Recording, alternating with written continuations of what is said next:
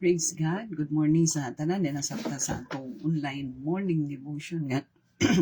Gahimoon matag sayo sa buntag nga nagpabilin pa ang atong motto nga seek ye first the kingdom of God and His righteousness, and everything shall be added unto us because we totally depend upon the Lord.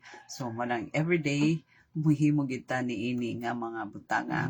Come on, let's start the day right by worshiping our God.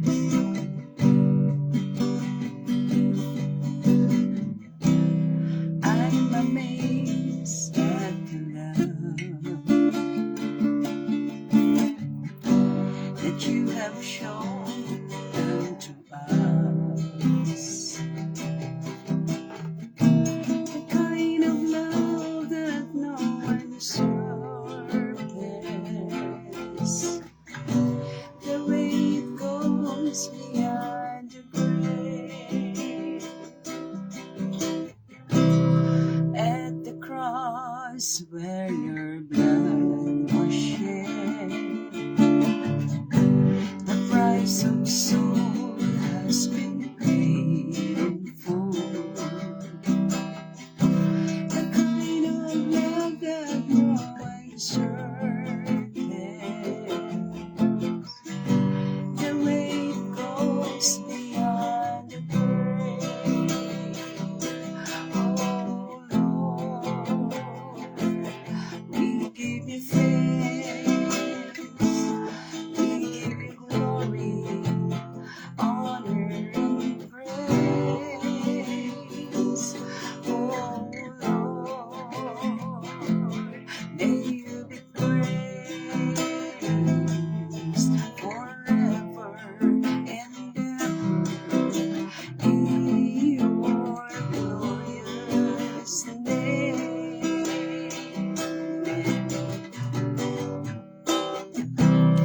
I'm amazed at the love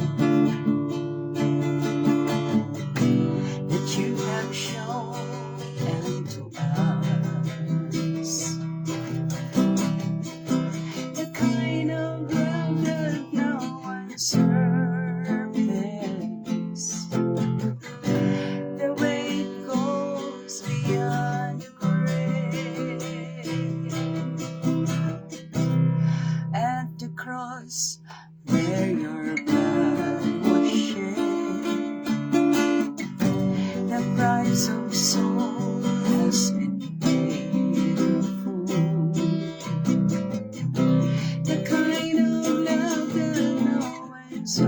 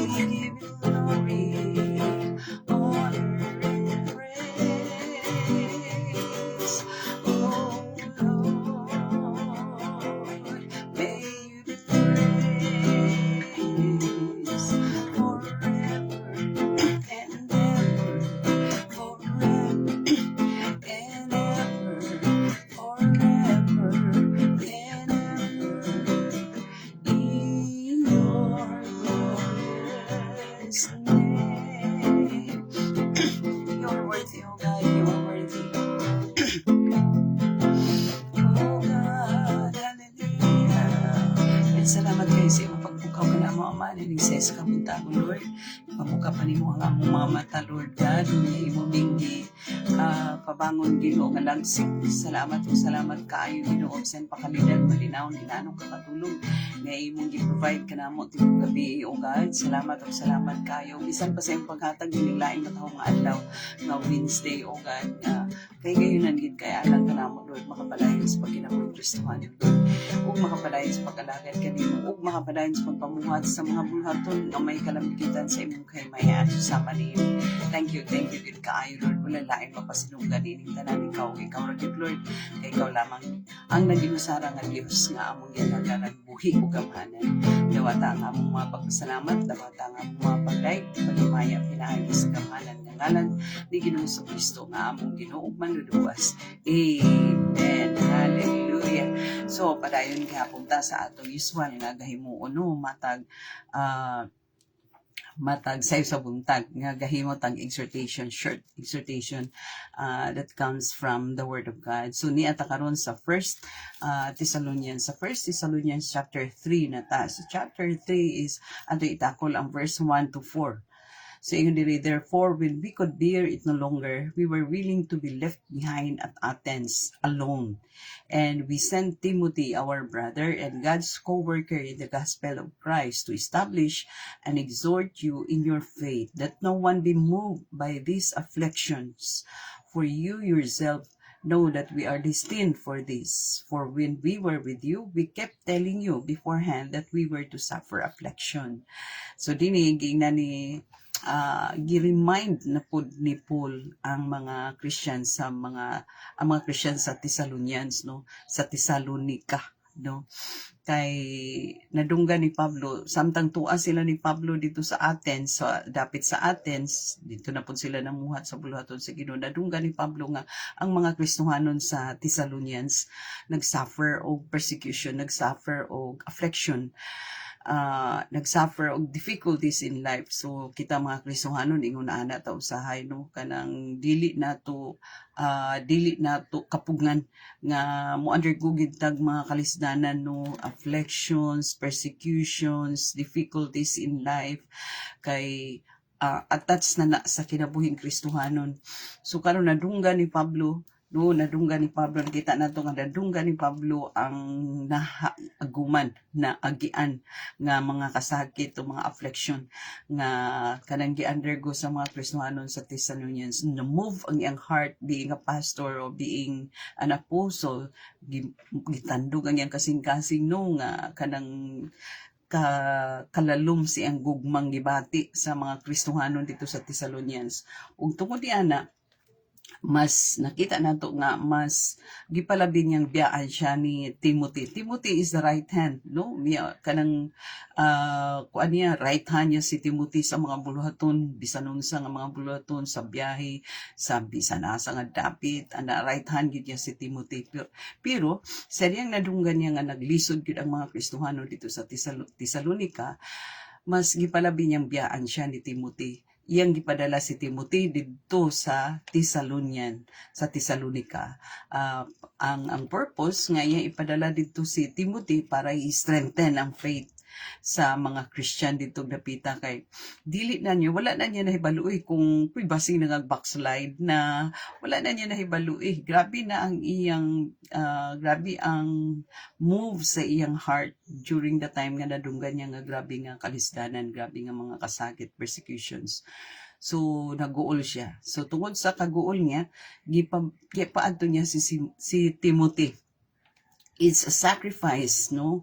Sending Timothy in Thessalonica is a sacrifice on her part. Kaya nga, no, magpabilin siya sa Athens nga siya ra.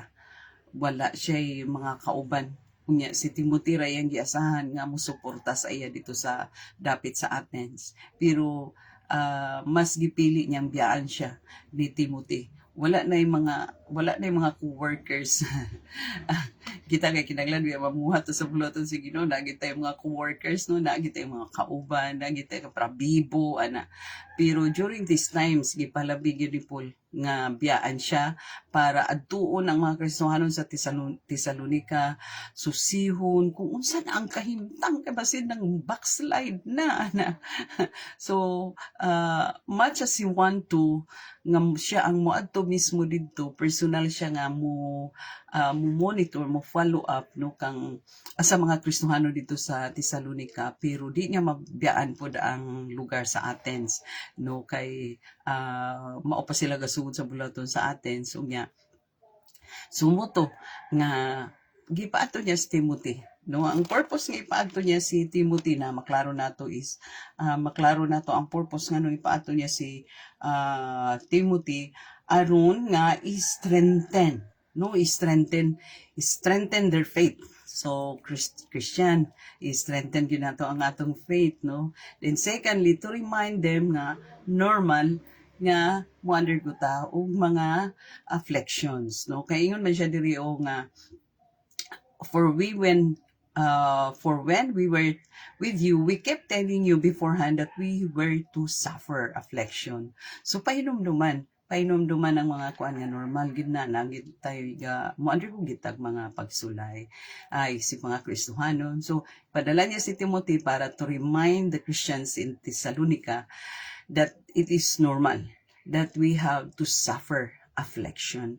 Musafir ta og affliction. And then, strengthen.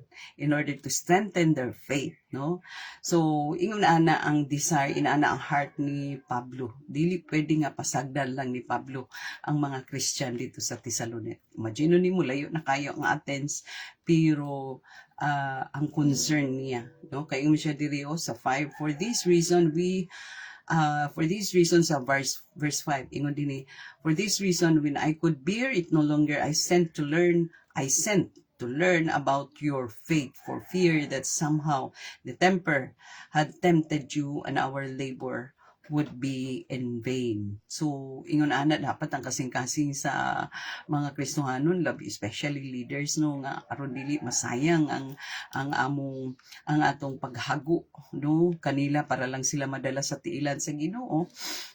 Follow up, monitor no, visit kung if the time permit, if within your power, then visit yun. So ingon ani ang heart ni Pablo nga dili niya gusto nga masayang no ma-in vain ang labor. So manang gipadala niya si Timothy. Posible man gid kaayo nga makaadto siya kay layo na ang Athens unya dayon mao pagasugod ang bulaton sa Athens. So ang pinaka right hand gid niya ang iyang gipadala. Kung may ganitag right hand, the same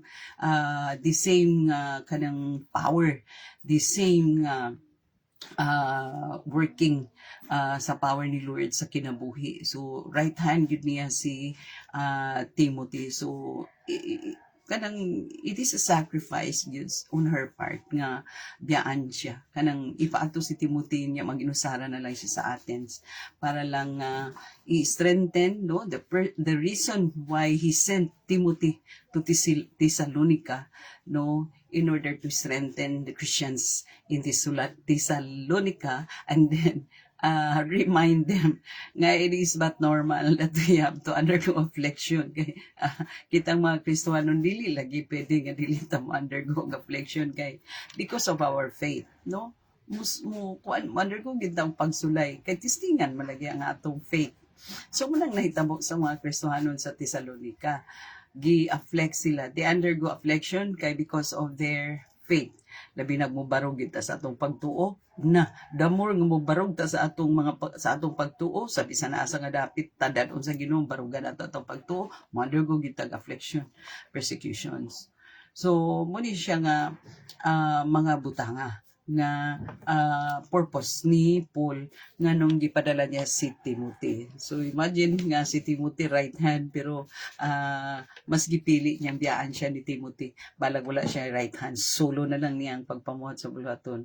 No, solo na lang. Kung kita pa to di ta pwede mag-solo-solo pagpamuhat sa mga bulaton, no. Inana ang heart gid ni Pablo. Amen. Natin natin kutlo karon no sa short nga exhortation nga it is but normal nga kitang mga Kristohanon mo undergo gyud og persecution, affliction. And the only thing is we need to be strengthen in our faith, no? Kinanglan nga in the midst of affliction, we have to strengthen our faith. Kay mo na yung purpose ni Paul nga nung ipaadto niya si Timothy sa Thessalonica. Kay aron nga ma-reminded o ma-strengthen. Amen. O mag-ampot labing balaan gamhanan may gugmaon langit no na mong amahan, nagapasalamat gid kay kami sa imong pagdasig kanunay kanamo sa imong mahal nga pulong, Lord. Nga kung sa ang imong pagpamuhat kaniadto, mao gyapon ang pagpamuhat nimo karon Ginoo sa among kinabuhing mga Kristohanon, Lord, ug applicable gid kaayo sa amo, Lord, kini nga mga reminders Ginoo to strengthen our faith, reminders that we really have to undergo affliction, Lord. Nga wala gyud exempted, Ginoo. Thank you kaayo, Ginoo. One thing nga among gipasalamatan tungod kay naa ka kanunay di kagabiya di kagapasagad, Lord, sa taliwala Ginoo sa mga affliction nga among gaka-undergo. Thank you kaay niya ng tanan. Nagapray usab kami karon, Lord, sa mga kaigsunan nga manarbaho, Lord, sa office, pribado o publiko nga office nga imo silang pagaumanan, pagprovidean og kusog, katakos, kabaskog sa panglawas, kaalam kay balo sa pagdumala sa ilang mga trabaho, kagaan pagdumala sa ilang trabaho, Lord, bisan sa kabugat gaan ra tungod kay naa ka. Bisan pa gipray usab namong mga estudyante Ginoo, Lord, college, high school, elementary, preschooler. Salamat kaayo proteksyon Ginoo ngadto kanila, spiritual covering ihatag ngadto kanila, strong comprehension ihatag ngadto kanila, Amen. Bisan pa mga kaigsunan namong mga teacher, bani usab sila Ginoo paghandle sa ilang mga kabataan sa classroom, tagay sila Ginoo kusog, katakos, pasensya Ginoo sa pagdumala sa ilang mga kabataan. Bisan pa man mga kaigsunan namo nga naay mga online nga trabaho, Lord, tabang usab sila makaya nila ang ilang mga trabaho Ginoong bugat diya sa online o mamuhat ka kanunay sa ilang kinabuhi Ginoo nga diya sa ilang online i-honor ka Ginoo, pasidunggan ka. Bisan pa man mga kaigsunan namo nga naay mga business nga ipang-manage, Lord, tabangi silang mag-asenso sila kay naa kanimo ang kagahuman, Lord, to prosper, power to prosper. Ikaw ra gyud ang makatapang kanila aron mag-asenso sila as long as they continue to honor you sa ilang business. Salamat kaayo, Lord, dawata ang among mga pagpasalamat ning sa kabuntagon. Ikaw lamang ang ngayon matuboy ni ining tanan, dawata ang mga pagdaig paghimaya.